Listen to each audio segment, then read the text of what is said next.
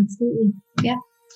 Well, everyone, welcome back to a very exciting episode of the Storybox podcast. Today, my friends, I'm delighted to welcome Savannah Welch. Now, for those of you that don't know who this incredible woman is, you're in for a real treat because she is an actor, a musician, she's a podcaster, she's a jack of all trades, really. But you can see her starring as the iconic character of Barbara Gordon in the hit TV third season of HBO Max's Titans, which will be premiering this August as well. So right in line when this episode drops. Barbara Gordon's daughter of the famed Gotham Police Commissioner James Gordon spends her time saving Gotham via her multifaceted alter ego Batgirl and Oracle as well. I'm pretty sure all the fans of Batman and Batgirl would know about Barbara Gordon.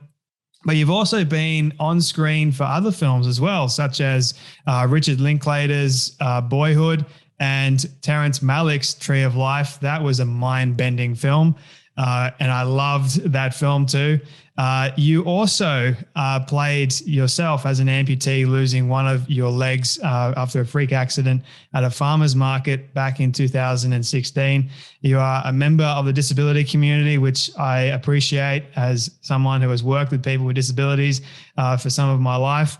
You are passionate about sharing your story of recovery and advocating for inclusivity. You also have a podcast, which is pretty cool. You talk about everything but music, which is awesome. But Savannah Welch, can I welcome you so much to the Storybox podcast today? Thank you so much for having me. It's a real pleasure to have you on here. I apologize if I butchered that introduction in advance. I need to take you everywhere with me. I've had people say that to me and I'm like, no, you don't want to. Kind of be like the MC, just sort of like be the hype person. There you go. I'm going to send you in first. I love it. But Savannah, I was really excited to be speaking with you today. The more I did research on who you are, your story and everything that you're doing in the world, the more I felt inspired to get on with my life a bit more. But the first question that I do want to ask you, that I sort of ask every one of my guests at the very start is, what does success look like for you? Oh, wow. I think that it's a great question. And, it's something that is sort of ever evolving depending on, what I'm interested in and the time, passionate about, values change as we grow and evolve. And so, that's something that I think defines itself in a fluid way. Success for me, in a very general, also very likely cliche, answer would be just that I'm able to contribute in a positive way, whether it's, in my family, in my community, or on a wider scale, and feel some fulfillment and some purpose in that. Have you always had this kind of mindset, or is it sort of a recent kind of mindset for you? In general, yeah. Absolutely. Growing up in Nashville, around in a music community, around many musicians and songwriters and artists. My dad's a songwriter and a musician, and my older brother is too. And I just kind of grew up in circles where that's kind of what most everybody did, and there was a real emphasis on art appreciation and just, creative expression, and in a way that was honest and unifying. So I think that, I definitely felt intimidated in my own musical pursuits, and set the bar really high for myself to do something that was worth, that was worthy of anybody else's time, and in some ways that served me. I felt like I, really considered my integrity in those pursuits, but it also sort of paralyzed me too. If the bar is set really high, then it's hard to feel confident about starting where you are. So yeah, when we're younger, I think success for me was like getting this boy's attention, or this one role that I was just fixated on, or this, getting to play at this one venue or whatever. A lot of the time it's a lot more kind of, narrow focused, but you kind of, like I said, you evolve and learn over time, and I still am. So kind of, when you're growing up, you kind of, I guess, culturally and the kind of family that you do grow up in sort of determines how much pressure you do put on yourself. And that sort of impacts your identity, how you see yourself, how you see others, the world around you, what you want to do. Because, when I was growing up, I wanted to be a filmmaker. So from the age of 8, the moment I saw The Princess Bride, which is up there, I was like, yes, someone else knows it. Thank God. On VHS in there somewhere in my mom's living room. It's one of the best films ever made. I kid you not, one of the best stories.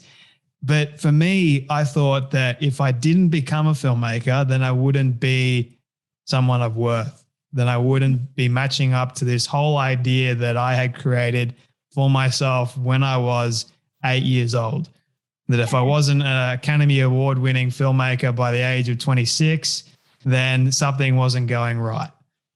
So I completely relate to how you're feeling, but it's amazing to see how the course of your life has taken you on this great creative trajectory. Like you're a musician, you're an actor, and you have a podcast. I'm pretty sure you have other creative outlets too. But one of the questions that I wanted to ask you, Savannah, is what does it mean for you to be creative, or what does creativity mean?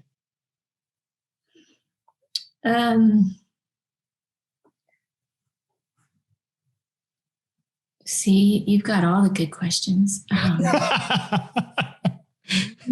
I like making people think. Yeah, I'd say, okay, I'm just going to say the first thing that came to mind was honesty, and I mean that in the truest sense, is that if we can sort of like go within and shut out all of the noise and all of whatever else, we can sort of be influenced by, that it is like, well, this is how a country song sounds, or this is how this kind of, film should be made or written. We can forget, that we have, our own sort of honest, like, take on that I keep thinking about, like, when we were little, when we were very small, before we had those influences kind of infiltrating, and defining what we thought things were supposed to be like. You look at kiddos and just the way that their perspective on the world is really truly so unique to them and creative. And they're not even, trying to, go be creative. It's just, that is just their honest way of existing. That doesn't mean that you can't feel inspired by something or take influences and then use them in a way to create something that is just yours. But oftentimes that's kind of the challenge for me, I would say, is like my creative process is I really do have to sort of like be able to retreat within myself for that guidance, whatever it is, whether I'm, painting or writing a song or, working on character development or whatever that might be. I kind of have to do that first. I have to like sort of try to create some separation, and then I can sort of integrate with other people or in other collaborative environments, from there. Did that answer your question? It does. And I like the truth factor, because you did mention integrity before. So I think that's an important element, because if you aren't being true to yourself, then you're creating something that's fake and you're going to feel miserable as a result. So I think being 100% truly you, and you actually knowing that kind of informs the very best part of your whatever you're doing, whether it's acting, whether it's writing music. I think the best songs ever written are the ones where the person has just been true to themselves and been incredibly vulnerable and just expressed it. One of my all-time favorite songs is, I don't know if you've heard the song by Third Day. It's called I Need a Miracle. And that song it hit home for me at the time as well, but it was such a personal take. I could feel it like from I don't know the artist from a personal point of view, but you can just feel it. So I completely understand what you mean by that. So for you, when you are preparing for a character or you are writing music, where do you find the kind of inspiration to inform that? It's all over, the work is to pay attention, something that someone says, or this hummingbird that keeps hovering around in front of the window right now. Something from just the wildness of the earth, the way that we, take inspiration from nature, or, it could be a stranger in a restaurant. It could be something. I take inspiration, I guess I should say, from just all over the place. And I especially appreciate when it's unexpected, and it's from a totally unexpected source. But yeah, I'd say the work really is to just kind of try to stay tuned in and pay attention. Mm. So how did you, moving towards some of your roles that you have played in some amazing movies like The Tree of Life, which is mind-bending, plus you've also, you're in the role now of Barbara Gordon for HBO Max's Titans, which is pretty exciting. So how did that role come about? How did the Barbara Gordon role come about? The Barbara Gordon role, yes. Yeah, the kind of general history of this character, DC comic fans can probably speak to this much more with more what's the word I'm looking for, fluency than me. But I would say, this role is really very iconic and well loved by the fans, because she's gone through so many different incarnations over the years. She originated in the early 70s in the comics, and she, like you said, she's Jim Gordon's daughter. Grew up in Gotham. She was a Gotham local. And trying to kind of wrap my head around what would that be like, really, and being recruited by Batman and Robin to sort of join their team as Batgirl. Who does that? What chick out there, is doing that, and why was she doing that? And as the commissioner's daughter, what was that motivation? And really just kind of trying to drop in to look at her world from her perspective.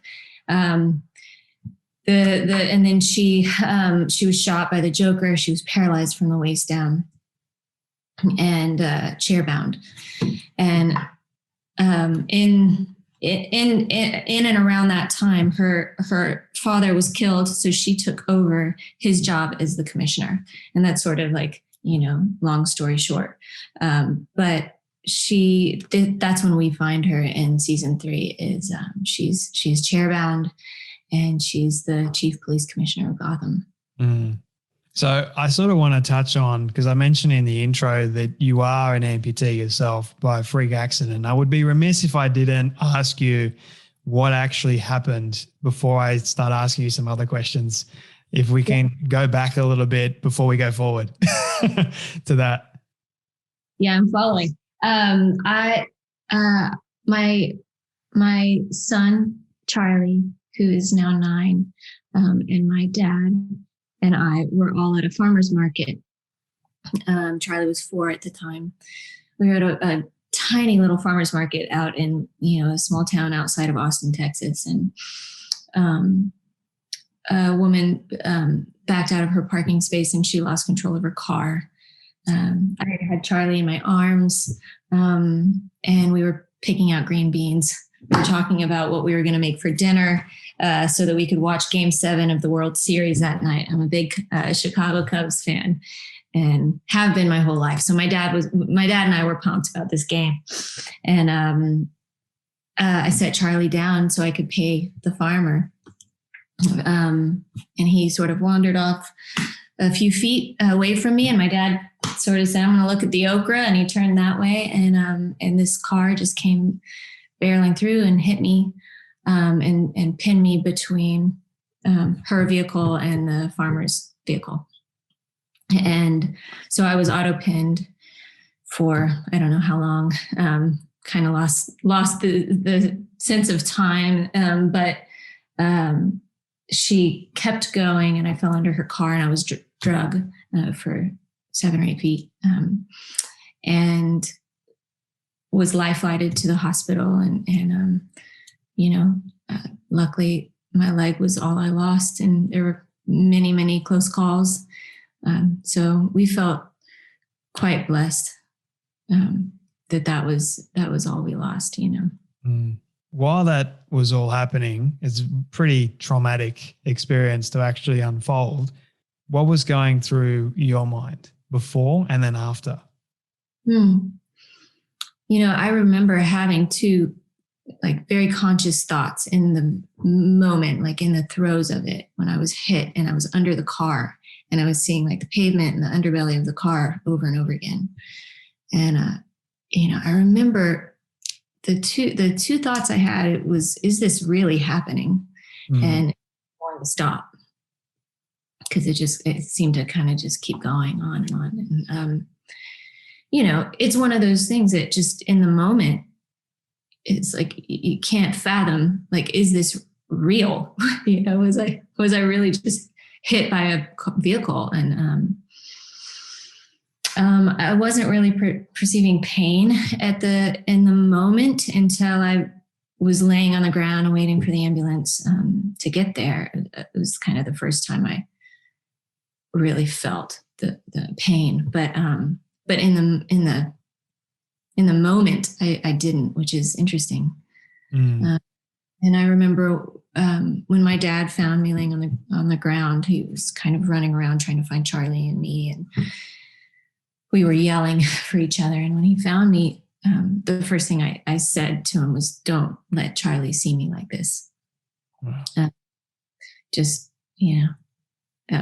was the first thing I thought of. I just didn't want Charlie to see me in that kind of shape. Was that your most vulnerable moment in your life, you reckon? Oh, I would say a toss-up between that one and childbirth. Wow. Yeah. But sure, absolutely. I felt cared for. There were people around. There was a guy that just knelt with me. There was a woman that scooped Charlie up and took him up the hill away from everything, and kind of, said, "Let's go see. I think I saw a puppy up this hill. Or let's go see. We're going to go find mommy in a minute," and really kind of just swooped in and cared for him, which was, just a godsend. And so I didn't feel alone, which I think is key. I think that the trauma of it would have been compounded quite a bit had I felt alone. I think that's the thing that really differentiates the level of trauma in experiences for me, is if you're alone or not. So talking about the recovery process, did you ever think when you're in the hospital bed that your career would be quite over, that you wouldn't be able to get, I guess, roles because you are an amputee? Would it be a lot harder for you to get them? Did you ever think those things? in the hospital, I feel like it was about the third day after my leg was amputated, and my agent, I remember on the phone, she said, do you feel like you even want to keep doing this? And I, it was a fair question at the time. But it didn't even occur to me that I wouldn't. Like, I guess I just hadn't considered that yet, which is, it's interesting, that wouldn't be my first thought was like, I'm ruined, or, but I just hadn't gotten there yet. And I think that my response to her was, that part wasn't cut off of me, and I didn't mean that in, sort of a, I don't know. I didn't mean to answer her in that way, if, from some sort of like, defensive place or something, but it just was the most honest thing that I could think of when I was considering, what has changed. There were a lot of things I knew that were going to be forever changed. And I was taking inventory, sort of running inventory of all the things that I could no longer do. And I thought, well, no, I mean, my passions are still intact. The things that I'm interested in, my ambitions, will obviously need to change in some ways, but that I do still want to do that. Maybe it'll look different. I didn't have any illusion that it wouldn't affect it. So, and I think it probably has. But I think 2 or 3 months out of the hospital, I told her I was ready to start auditioning again. And she kind of told me to take a minute, and we, there was some conversation and some jokes that we passed around about, pirate movies and, playing war veterans, which I actually had the opportunity to do. But, I think that I like to believe that in time there will be characters that have disabilities, physical disabilities, mental disabilities, and that's not the whole focal point of the narrative. That's just an aspect of their character. I hope that Hollywood or any of those businesses that give you opportunities to, I guess, be yourself and not typecast you in a particular role, but they see your worth, they see your talent, and they give you more and more opportunities, because there's countless stories out there to be told. You don't have to just have an amputation to, be typecast in a particular role for one movie. You can do whatever you want, really. And I guess like where I'm coming from is trying to look at life with the understanding of not having any limits. Like if you want to do something, go and do it. And I always appreciate people that, like yourself, still give life the very best you possibly can, despite all the craziness that life does present, So I just want to acknowledge that and say congratulations and well done. Keep going. Don't stop. Thank you so much. I think I try to approach this, these circumstances or this new reality. I really made an attempt to just approach it with a lot of curiosity, and was sort of determined not to be a victim and to, be an example for my son that we really do have the choice. We're not victim to our circumstances as much as we're victim to our perspective about it. And, I would love to have the opportunity to raise awareness about the reality of, or at least my experience of becoming an amputee. There's a lot of really great story matter that I would not have ever known about until, I was in this body in the world. I felt like I was almost like a walking social experiment in a way, just the way that people treated me differently. And just situations that I found myself in. And there's a lot of hilarity to it. It's really humbling. It's heartbreaking, and also can be what's the opposite of heartbreaking? I mean, like really. Oh, let's see. I'm losing the word. I'm just having a whole heart of love and comfort and peace, prosperity, all those things. Absolutely. And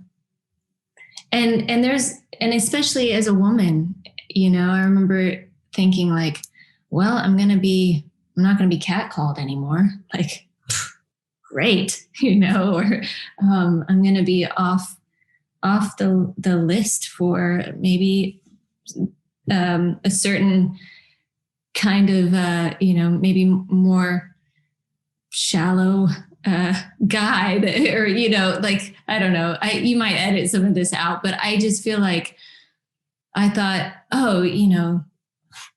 my life has changed in ways that I can anticipate and in ways that there's no way I would have. And I love the idea that we could bring more awareness to that experience in a really honest way, and in a way that's not, fantastical. And then also that it could also be incorporated in a character where it's not the focus.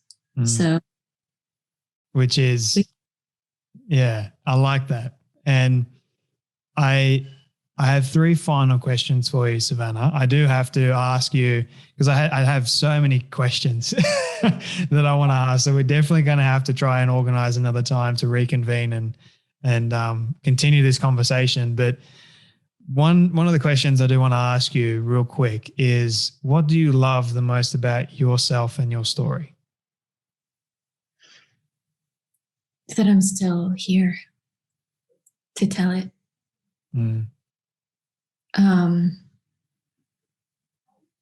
I mean, there's not much detail to that answer, I know, but that's, that's the thing that I love the most. It was just having the perspective of how precious this life is and how fleeting it can be, it's easy for us to forget our mortality from day to day unless it's sort of in our face. I do still, even after this experience, but man, just getting to have that, that awareness that every day, every interaction is such a gift, and to, bring meaning to it if possible. I love that answer. Because I've got the free version of Zoom, my time is sadly running low. So I want to ask you my final question, if that's okay. This is my all-time favorite question. It's a hypothetical one. So I want you to imagine with me for a moment that you've been able to reach the age of 100. All your friends and your family have decided to put together a film for you of everything you've ever said and everything you've ever done. Then ask me how in the world they got it all. We'll just call it magic for the sake of argument. They've been able to get it and show it to you on your 100th birthday. What do you want that film to say and to show about your life?